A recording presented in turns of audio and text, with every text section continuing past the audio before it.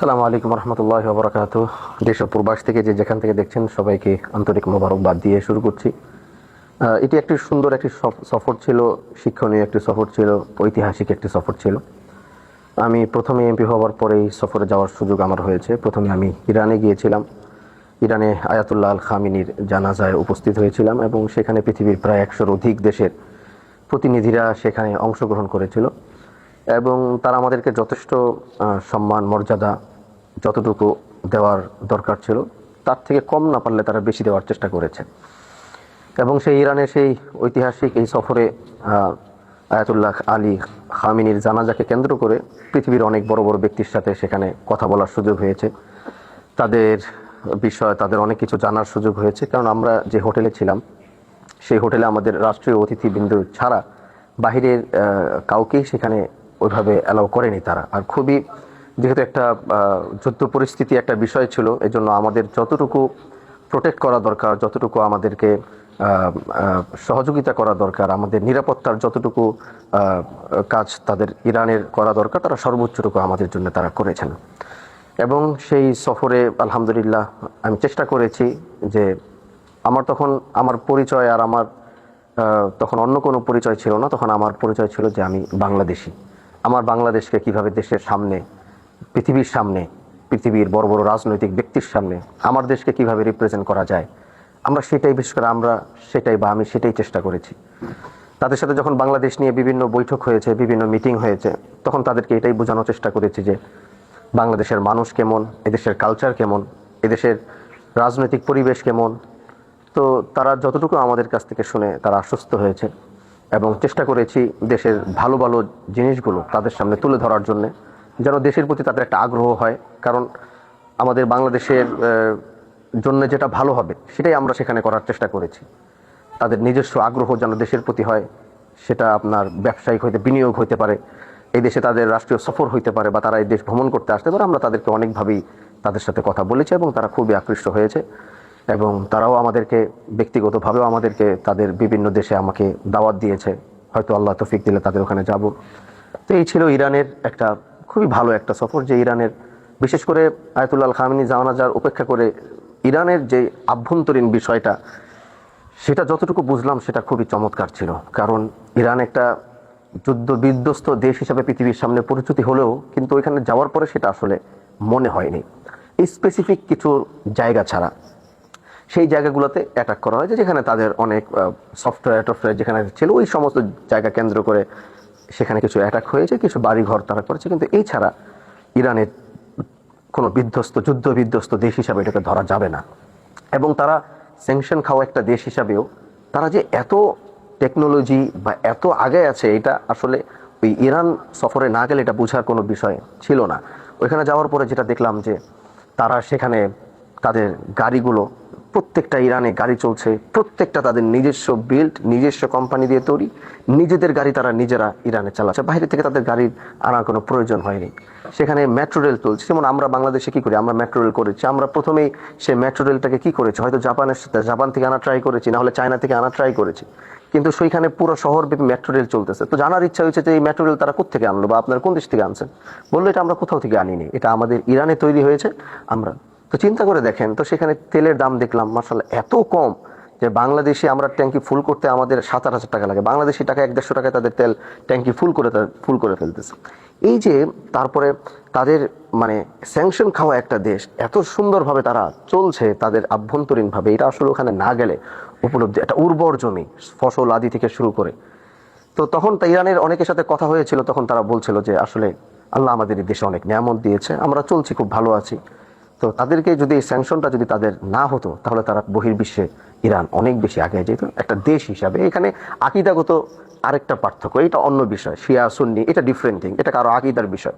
কিন্তু একটা দেশ হিসাবে যদি আমি গণনা করি, পৃথিবীর বুকে ইরানকে যদি আমি গণনা করি, তাহলে ইরান অন্যরকম একটা জায়গা। কিন্তু তাদেরকে সামনের দিকে যে আগায় যাবে, আমরা দেখেছি যে আমাদের একজন যখন বেশি আগায় যাওয়ার চেষ্টা করে, তখন আমাদের মধ্যে একটা কালচার আছে, চেষ্টা করি যেন কোনোভাবেও চলে যেতে না পারে, ওই জায়গা পর্যন্ত পৌঁছে যেতে যেন না পারে। পৌঁছে গেলে তো সবাই জেনে যাবে, ওর ওর ভিতরে প্রতিভাগুলো পৃথিবীর কাছে বের হয়ে যাবে। ইরানটাকে আমার কাছে মনে হয়েছে যে এরকমই, চারপাশ থেকে ওদেরকে সবাই মানে আটকে ধরে রাখছে একটা কারণে, যেন ইরানের আত্মপ্রকাশটা পৃথিবীর সামনে না হয়। তো সেই জায়গা থেকে তাদের এই বিষয়গুলো বুঝলাম। বাংলাদেশের সাথে বাণিজ্য সম্পর্কটা যদি ইরানের করা যেত, তাহলে আমরা দেখেছি যে এই দেশের অনেক কিছুর দাম, বিশেষ করে আমাদের দেশে তেলের জ্বালানির সংকটটা মারাত্মক। আমরা কয়েকদিন আগে দেখেছি যে আমাদের দেশের জ্বালানির কারণে সিরিয়াল, মাইলের পর মাইল সিরিয়াল, মানুষের ভোগান্তির শেষ নাই। এই তেলের জন্য, এই জ্বালানির কারণে অনেক কিছুর দাম বেড়ে যাচ্ছে, কমে যাচ্ছে আমরা।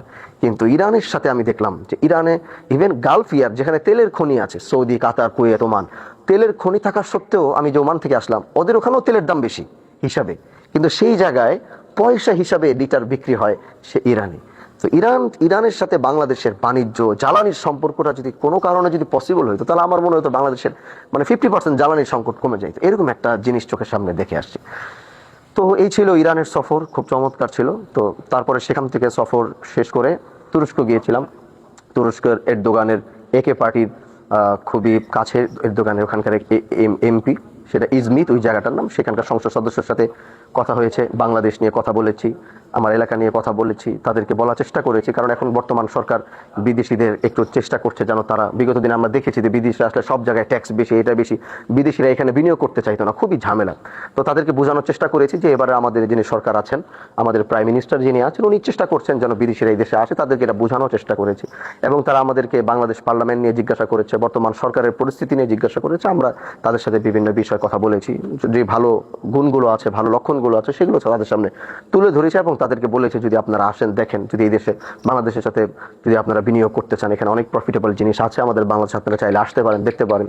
তারপরে আপনার তুরস্কের বিরোধী দলের যিনি এমপি ছিল মোস্তফা কায়া, ওনার সাথেও মিটিং হয়েছে, উনিও খুব আগ্রহ প্রকাশ করেছেন, উনিও আমাকে নেক্সট টাইম আবার ইনভাইট করেছে, ওনাকেও আমি ইনভাইট করেছি, তার সাথেও বাংলাদেশ নিয়ে বিভিন্ন বিষয়ে কথা হয়েছে। তারপর সেখান থেকে খুব চমৎকার সফর তুরস্কতে শেষ করে তারপর আমি গিয়েছিলাম ওমানে। সেখানে গিয়ে বাঙালিদের অনেক কষ্টের কথা শুনলাম, যেটা আসলে খুবই দুঃখের বিষয়। আসলে আমাদের এই দেশের রেমিটেন্স যোদ্ধারা এত কষ্ট করে দেশের জন্য, কিন্তু যেই প্রাপ্যটা তারা আসলে সেটা ওইখানে পাচ্ছে না। তারা তো আমাকে একটা কথাই বলেছে, দেখেন হানজালা ভাই, আমরা তো দেশ থেকে টাকা চাই না, পয়সা চাই না, আমরা উল্টা আরো দেশকে টাকা দিচ্ছি, আমরা দেশকে টাকা পাঠাচ্ছি, আমাদের ঘামের টাকা আমরা আমরা তো এখানে খরচ করতেছি না, আমরা দেশে আমাদের সন্তান, আমাদের পরিবারের কাছে যখন আমাদের টাকাগুলো দেশে যাচ্ছে, আর আমাদের ইকোনমিটা দেশে যাওয়াতে দেশের একটা ইকোনমিটা ভালোই স্ট্রং থাকে, কারণ পৃথিবী থেকে আমাদের টাকাগুলো দেশে ঢুকছে। অন্য অন্য জায়গায় দেশ থেকে টাকা বের হচ্ছে, কিন্তু আমাদের টাকা তো দেশে যাচ্ছে। কিন্তু সরকারের অনেক অভিযোগ তারা দিল, কারণ সিস্টেমেটিক কিছু সমস্যায় তারা পড়ে আছে, বিশেষ করে এমআরটি পাসপোর্টটা, যেটা নিয়ে পৃথিবীর প্রত্যেকটা প্রবাসী ভালো ভোগান্তিতে আছে। সেটা হচ্ছে যখন এমআরটি পাসপোর্টটা বন্ধ হয়ে যায়, তো এমআরটি পাসপোর্টটা বন্ধ হয়ে যাওয়ার কারণে এটা সরকারের উচিত ছিল যে প্রবাসীদের জন্য এমআরটি পাসপোর্টটা তখনই পুরোপুরি বন্ধ করা, যখন তারা মানে প্রবাসীদেরকে 100% আমাদের এই ডিজিটাল পাসপোর্টের সাপোর্টটা যখন দিতে পারবে। কিন্তু এমআরটি পাসপোর্টটা যখন সরকার ঘোষণা করে বন্ধ করে দিল, সেই বন্ধের পর থেকেই প্রবাসীদের ভিতরে ব্যাপক একটা ঝামেলা সৃষ্টি হয়ে যায়। সেই ঝামেলাটা করতে গিয়ে যখন আপনি ডিজিটাল পাসপোর্টটা করতে যাবেন, তখন দেখা যাবে যে ডিজিটাল পাসপোর্টটা করতে গেলে আপনাকে অবশ্যই আইডি কার্ডের সাথে আপনার নাম 100% মিল থাকতে হবে। তো আমাদের দেশের অনেক প্রবাসীরা দেশ থেকে অনেক আগে চলে গেছে, যাওয়ার পর তারা কোনোদিন আইডি কার্ডটা অনেকে করে নাই, বা অনেকে করছে আইডি কার্ডের এর জায়গায় এইচ এর জায়গায় মনে করেন ই পড়ে গেছে, বা আহমাদ, এম এর জায়গায় ই পড়ে গেছে, আহমাদ আহমাদ আবার ই পড়ে গেছে মনে করেন এর জায়গায়। তো এরকম কিছু প্রবলেমের কারণে তারা ই পাসপোর্টটা করতে পারছে না, মানে ডিজিটালটা করতে পারতেছে না। তো ডিজিটালটা করতে না পারার কারণে অনেক বাঙালি ভিসাকে, এখন এমআরটি পাসপোর্ট যখন শেষ হয়ে যায়, যখন আপনি নতুন একটা একামা দিয়ে আপনি আবার ভিসাটা লাগাবেন, অবশ্যই সেখানে আপনার নতুন আপনার মেয়াদ সহ আপনার পাসপোর্ট লাগবে। তখন সেখানে তার মেয়াদ নেই, তখন সে ভিসা রিনিউ করতে পারতেছে না। আর এই ভিসা রিনিউ করতে না পারার আমার বাংলাদেশিরা অবৈধ হয়ে যেতেছে। তখন কেউ জেলে যাচ্ছে, কেউ জেলে পচে মরতেছে, কেউ লুকায় লুকায় চলতেছে, রাতে ঠিক মতো ঘুমাইতে পারে না, কখন পুলিশ এসে রেড দিবে, পালাইতে হবে। এরকম একটা বিচ্ছিন্ন একটা অবস্থার ভিতরে বাংলাদেশিরা পড়ে আছে। তো আমি আমার বাজেট সেশনে লাস্ট বক্তব্যটা ওই প্রবাসীদের পক্ষে দিয়েছিলাম। তাদের একটা বিপুল ভালোবাসা আমার প্রতি আছে, বিপুল একটা ভালোবাসা আমার প্রতি আছে। তারা আমাকে অনেক, এটাও আমাদের নুরুল হক নূর ভাইয়ের কথা অনেক প্রবাসীরা বলতেছিল যে আমাদের তো ওনার প্রতি এত বেশি আস্থা এবং ভরসা ছিল। ওনার একটা কথা মনে হয় কি যেন একটা বলেছিল যে কি যেন বলেছিল যে আমাদের প্রবাসীরা তো দেশে গেলে কাজে ফাঁকি দেয়, এরকম একটা কথা মনে বলেছিল। এই কথাটা প্রবাসীদের ভিতরে ব্যাপক একটা, আমি যখন যাচ্ছি দূর থেকে আমাকে চিল্লায় চিল্লায় বলতেছে, ভিডিওতে দেখবেন যে ভাই নুরু ভাইকে বললেন, নুরু ভাইকে বললেন উনি কেন আমাদেরকে এইভাবে এই কথাটা বলছে। তারা আক্ষেপ দেখলো যে আমরা বাংলাদেশিরা কাজে ফাঁকি দিই, আমরা কষ্ট করতে করতে আমরা অল্প মূল্যে কাজ করি। আপনি দেখবেন বাংলাদেশিরা পৃথিবীর সবচেয়ে কম টাকায় কাজ করে, এত কষ্ট করে সারাদিন কষ্ট করার পর অল্প কয়টা টাকা পায়। আপনি এরকম সার্ভিস পৃথিবীতে আর কোথাও পাবেন না, কোথাও কোনো দেশের প্রতিনিধি আপনাকে এই সার্ভিস দিবে না। বাংলাদেশের অল্প টাকায় যে সার্ভিস বিদেশের মানুষদেরকে কোম্পানিতে কাজে গাছে বাসে লেবারে যেটাই দিচ্ছে অল্প মূল্যে দিচ্ছে।